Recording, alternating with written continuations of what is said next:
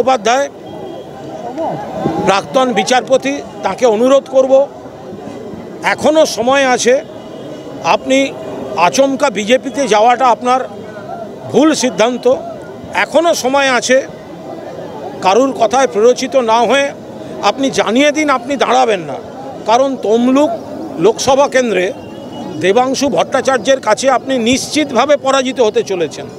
আর এই 2 মাসের শুধুমাত্র আপনি প্রচারে থাকবেন, তারপরে কিন্তু আপনাকে যে তমলুকে নিয়ে যাচ্ছে সেও আপনাকে চিনতে পারবে না। সুতরাং অভিজিৎ গঙ্গোপাধ্যায় আরেকবার ভেবে দেখুন। আপনি বিচারপতির আসনে বসে বিতর্কিত হয়েছেন, বিচারপতির আসন ছেড়ে রাজনীতিতে এসে বিতর্কিত হয়েছেন, বিজেপিতে জয়েন করে নিন্দিত হয়েছেন। কিন্তু আপনি যদি ভোটটা নিশ্চিতভাবে পরাজিত হতে চলেছেন, সেক্ষেত্রে কিন্তু আপনার আর ব্যক্তিগত কোনো মান সম্মান অস্তিত্ব থাকবে না। আপনাকে সামনে রেখে ফাটকা খেলতে নামছে যারা নামছে, যারা আপনাকে নামাচ্ছে তারা কিন্তু আপনাকে পাশ থেকে সরে যাবে। শুভেন্দু অধিকারী আরেকটা কোনো বড় নাম পাশে রাখতে চায় না, ও আপনাকে দায়িত্ব নিয়ে হারাবে। তার সমস্ত কিছু নমুনা দেখা যাচ্ছে। এখনও সময় আছে, ক্যান্ডিডেট লিস্ট ঘোষণার আগে আপনি জানিয়ে দিন যে আপনি প্রতিদ্বন্দ্বিতা করবেন না। আমি ওনাকে বলেছি যে শুভেচ্ছা জানিয়েছি।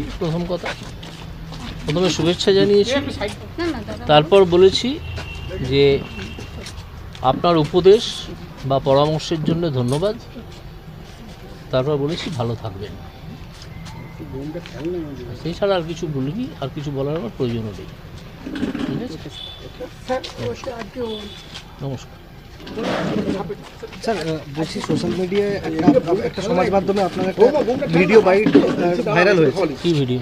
যেখানে ওই বলা হয়েছে যে আপনি বলছেন যে আমি চন্দ্রকোড়ার থেকে বিষাক্ত, এরকম।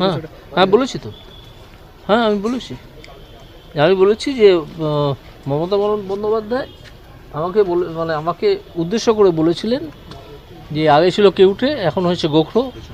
শুধু গোখরো না, চন্দ্রকোড়াও হতে পারি, আপনারা সাবধানে থাকবেন। সেটা নিয়ে পাল্টা দেবাংশু ভট্টাচার্য মন্তব্য করেছেন। কি দেবাংশু?